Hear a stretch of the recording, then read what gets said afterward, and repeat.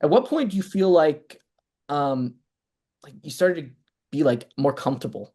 I was watching one of your guys' pods a couple weeks ago, and you guys were doing an NFC East preview, and you said that I think you said like the Commanders and the Cowboys were the two teams in the NFC East who didn't make the playoffs, and you're like, "Excuse me, I said that I meant the Giants or whatever," like something like that. Yeah, And I think Theo said that. I know what you're talking about. no, but what I mean is like there was a mistake, and then like the ball just kept rolling. At what point, like, are you at a point of I don't want to say perfection, but of understanding, comfortability, mastery, where you're like, okay, it's okay to make a mistake and I can kind of move on. Because a lot of young media personalities, they kind of have struggles with that. Whether it's like a Yeah. podcaster on a live shot, make one factual mistake or make one, stutter, slip up, the rest of their live shots derailed. At what point for you did you get to that point where you were so comfortable where make a mistake, just move on? Yeah, I mean, I think it just comes with time to some extent. We've been doing Stay Hot for 4 years, so it's really easy at this point for us to just kind of cruise through conversations, Yeah. especially just because I think we're so used to talking to each other. We sort of like know it's like I know that, Theo didn't mean to say the Commanders missed the playoffs. And I think he also knows that like the fans know that he didn't mean It's this. just Like, called being a human and it, making a mistake. yeah, it's just like, and it's not even. I don't even consider it as a mistake as much as it is like, we're trying to again like talk through ideas in a very succinct manner. I think that was the problem with like the biggest difference between Stay Hot April of 2021 versus June of 2025 is the succinctness of which we get through our ideas, right? We're not like slowly, you know, trudging through our thoughts. I think our thoughts are just more streamlined now, and that I think comes with the occasional like misstep in what we say, and even sometimes I'm horrible with just like remembering names. Like for the life of me, we'll be talking about the most pop like I think it was Kyle Hamilton. I'm like the best most popular safety in the NFL right now. Can't think of his name for the life of me. Yeah. It's like if I don't have the depth chart right in front of me, I it just escapes, gone. So it just happened. And that's where I think certain things you just know it's like, well, this is gonna happen. It's okay.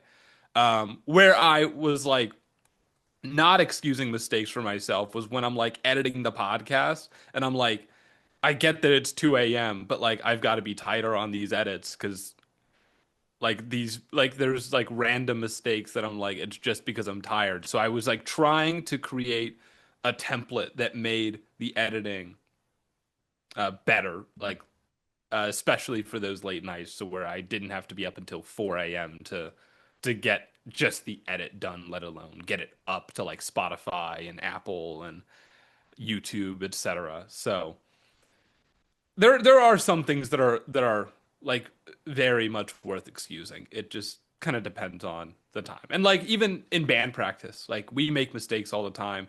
Like Jonathan's the other guitar player in my band, The Stranger said, and we'll make like we'll hit like a sour note during a solo and we'll just like glance over at the other person because we're like it's practice. Like ultimately we trust each other to be tight come actual showtime.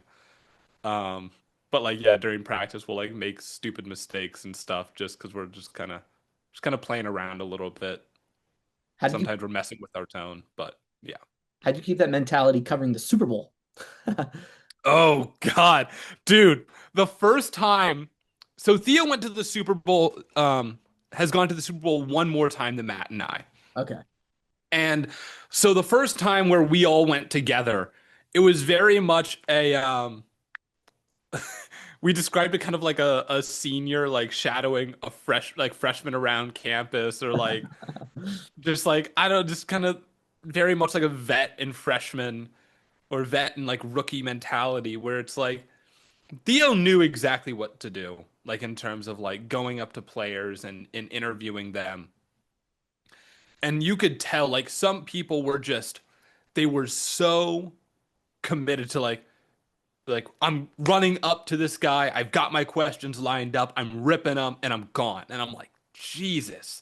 Like people are machines out here and they're ruthless and and some of them just have the dumbest questions ever. But like then you realize it's like, okay, they're part of like a company and they have been tasked. They probably have like they might have a quota of some sort. It's like you have to get this many interviews. We need the content. Like Yeah. I don't care what, like ask anything, right? And maybe they have certain questions that they have to ask too. So it's like I eventually started excusing some of that stuff and then it really wasn't until the second time we went this past Super Bowl where it really started to lock in for me. It was like, okay, I need to have all of these questions like preloaded, right? I need to know who I'm talking to. I need to know what I'm going to say.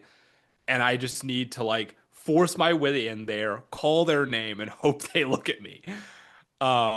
Because at those booths, like if you're just not aggressive with it, it's going to be hard to get to talk to people in some way.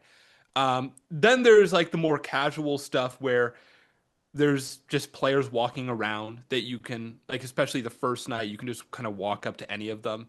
Um, even some players that you might not know, they're just walking around because it's not just like the starters that are there, it's the backup players too.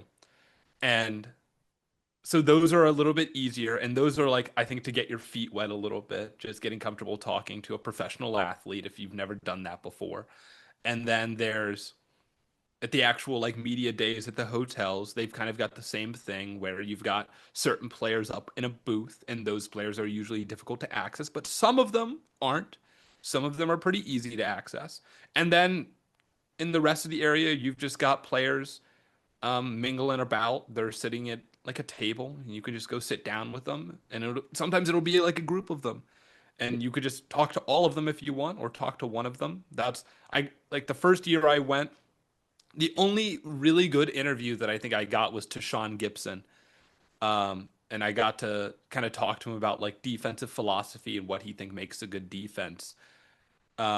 But then this year I got to talk to a ton of different players, Devonta Smith, Darius Slay, which apparently I didn't know this, and I'm glad I didn't make this mistake. He does not like to be called Darius. If you call him Darius at the podium, he will ask you to leave. Oh my gosh. Um, It's kind of he pressure will, to not say yeah, something whose name on broadcast is Darius. yeah, no, he wants, like, you call him Sly, um, or you don't call him anything. I Yeah, wonder how the it's Pittsburgh very, is going to treat him with that as the season goes on. I'm curious to see like how many people mess Just that up up, media or if outlet.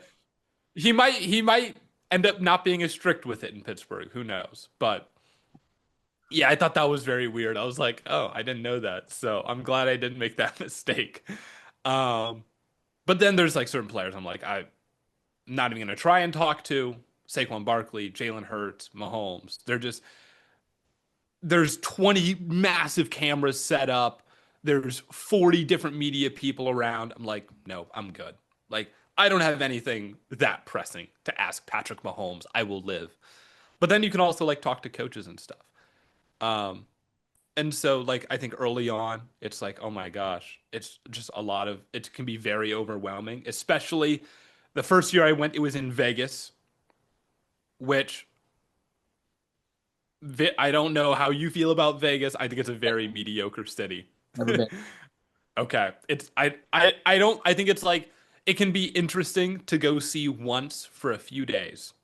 But like when you're there for a whole week, it loses its charm very quickly. Is the food good? I have to ask. The food is good. I Okay. that is one thing. I think the food is good, but everything is expensive. Like there is nothing to do there that is like even remotely affordable. It's not a very walkable city.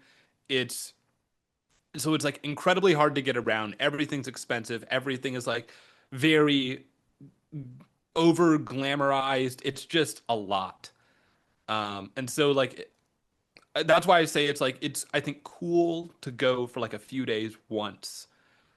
but like unless you intend to spend obscene amounts of money, which there are other cities that I think are better suited for spending obscene amounts of money.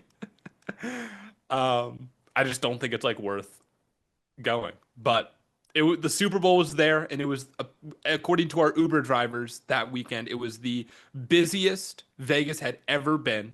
Was when the Super Bowl came, and that was a lot. I think that was especially overwhelming for it to just be that intense. And Yeah. then it's like a 2 hour bus ride to the team facilities and a 3 hour bus ride back because of traffic. It's just ridiculous. I think it was just like an exhausting experience in a way that like when it's in New Orleans, much more chill. It's much more it wasn't like super walkable because it's like New Orleans is walkable, but like you weren't gonna walk. We were staying in an Airbnb, it would have been like a 50-minute walk, but it was like a 10-minute drive, right? It's like things are more accessible, but like we weren't gonna walk to see the players like that. Um, so I think New Orleans was a much better experience, mostly because I was like more prepared and knew what I wanted to address, and also New Orleans is just a better city, just a better city than Vegas. You ever need like jambalaya or gumbo? Like those awesome stuff. Oh yeah. Yeah. Oh yeah. The food in New Orleans is incredible. Like the food in Vegas is good. But I feel like there's more culture in the food in New Orleans for sure. And also I just love seafood. Yeah. And they've got great seafood. Same with like Maryland has great seafood. If you're ever in like Baltimore, that's yeah, the I'm from seafood Maryland. there okay. Yeah. There you go. Yeah, awesome. Yeah, so you know better than anyone. Um, are there like I'm assuming it was the Super Bowl, but who knows? Was there like ever a moment where you're like, this is so stupid that I'm here? Or that I've got this platform, that I'm at the Super Bowl? Do you ever chuckle and laugh and be like, what? You graduated college in 2023 for Yeah. the U.S. And you covered two Super Bowls. You were talking to Devontae Smith, to Sean Gibson, like you're talking to these people, your podcast is booming. Like, are there ever moments where you just like laugh and you're like, this is ridiculous? It is a little ridiculous. Like there's sort of no reason for people to like tune into me. Like it's always funny when there's like just like why do people even listen to these guys types of comments? Like if we say something that's like sort of like a bad take or like people perceive it as a bad take, it's like who even listens to these fools, dude? Like what? Um, but like legitimately, yeah, they kind of have a point. Like why? It's like I don't have any credentials that I'm not I wasn't like a journalism guy. I didn't play college football. I didn't play in the NFL. So like there's really no reason for people to follow me other than like I've been right about a few things. But like Not to toot your own horn. I predicted the Jalen Hurts breakout. Did what else? So yeah. He did okay.